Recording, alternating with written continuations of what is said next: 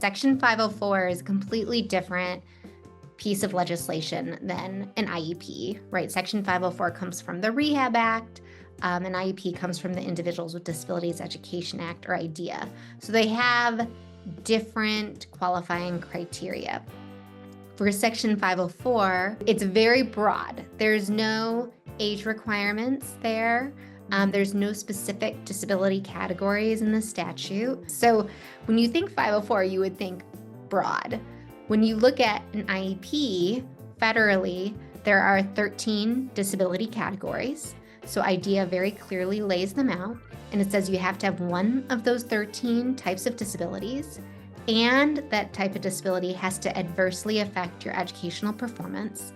The other difference between eligibility is whereas 504 is kind of lifespan, an IEP is federally 0 through 22.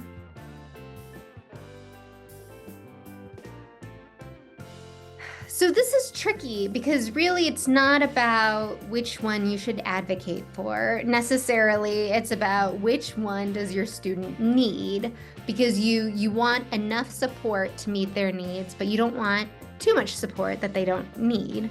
And so when you're kind of weighing the two of them, you could ask the school to do an evaluation to determine eligibility for one, both, or none of them. It's important to know that whatever happens, it's malleable because both processes are supposed to be individualized.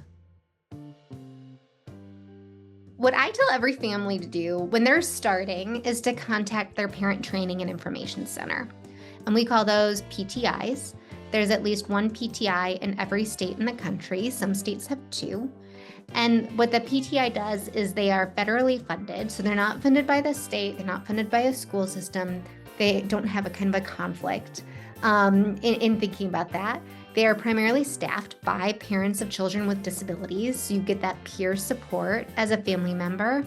And they provide free information and referral, free trainings to families about their special education rights for IEPs and 504 plans, and free individualized assistance. And so that, to me, is your starting point. It is required to provide a plan if you qualify for one. So just because you've initiated an evaluation or you've contacted the school and you've said, I think my child might need a 504 plan, the school should hopefully then maybe agree with you and say, yeah, we see what you're saying, and then investigate and see whether or not your child is eligible for a 504 plan or an IEP. If they are eligible for one or both of those things, that's when they would develop the plan. One is the protection and advocacy agencies. We call them PNAs. There's one of those in every state in the country. They provide free legal assistance to families of kids with disabilities who are navigating special education. And so that would be another place to call if you felt like you need more of an attorney's advice as you're navigating the system. The other resource I'll mention is the Council of Parent Attorneys and Advocates. They're kind of the national organization for parent special education attorneys and advocates. And so if you were looking for someone to come and help you navigate this process a little bit more one-on-one, COPA might be able to refer you to advocates and attorneys in your area who can help you kind of seek the support you feel like your child needs.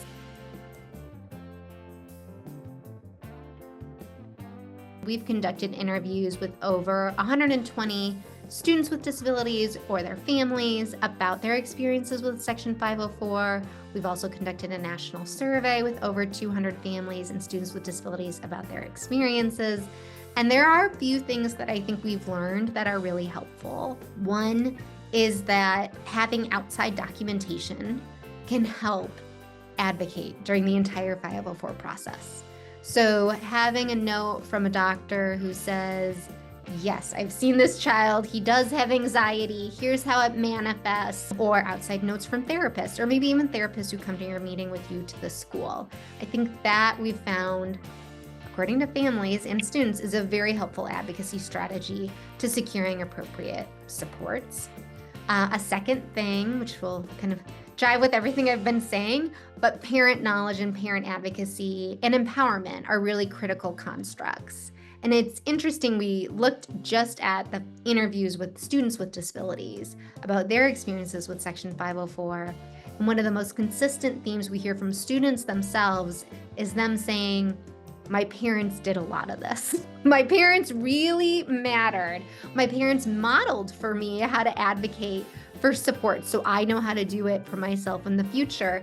And so if that doesn't bring this message home of reach out to your PTI, learn what your rights are, this matters. It matters not only in accessing services, but also in demonstrating what advocacy looks like so your child can gain those skills as well. I think that's been a really great finding. And third, what we've found is when things go well, it's usually because families or students feel like the school is both knowledgeable about Section 504 and they are warm, which is not a huge surprise, right? But it's really important. And conversely, it's also true. When things are not going well, families and students are saying, my teacher doesn't know about Section 504, and or they're unresponsive. I don't feel like they're being transparent. I'm not getting the information I need. And so it's two-pronged, right? As we're training future educators and administrators about this, it's making sure they understand what Section 504 is, but it's also making sure that they have this kind of warm touch as they're working with families of kids with disabilities and students themselves. Both of those things matter.